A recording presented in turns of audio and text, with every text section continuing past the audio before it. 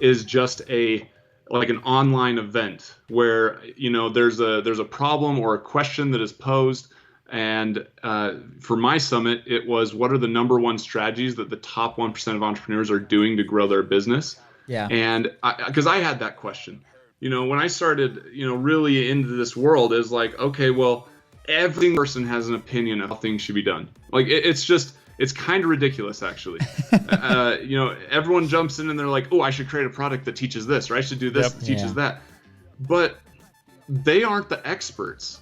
They're the bottom feeders. I'm sorry if I offend anyone by saying that, but they're the bottom feeders just trying to get scraps from the table.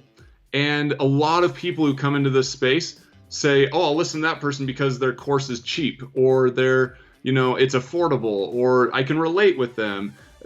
But they have these limiting mindsets that really keep them from wanting to thinking that they could be the 1% or they could be at the top of the game. And so that was the question I posed for the summit. So again, a summit is just an online event where I bring together a bunch of speakers and interview them and ask them a question and give them a chance to teach a principle or a strategy that really accelerated their business.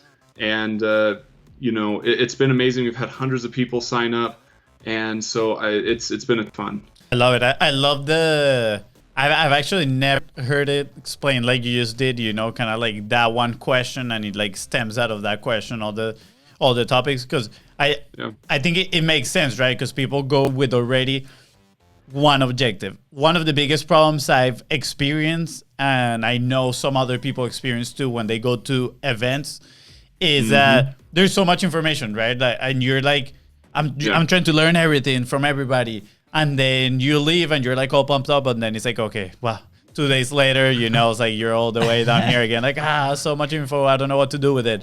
But I like the posing one question, because people are going already with the intent of learning that one strategy that is going to take them to, hopefully, the 1%. If not, it can be the 1.5, 2%. Yeah. Exactly. Yeah, because I think all too often you see a ton of summits out there, and I think sometimes people get so broad on the topic, like, oh, the you know, brick and mortar summit or whatever, which I think Russell just released one, but his is good because he gets specific in the brick and mortar industry. Yeah. But sometimes people are just saying entrepreneurship summit or sales and marketing summit, and you know, it just is broad, and everyone teaches this or that. But I wanted to know what the top 1% of entrepreneurs were doing.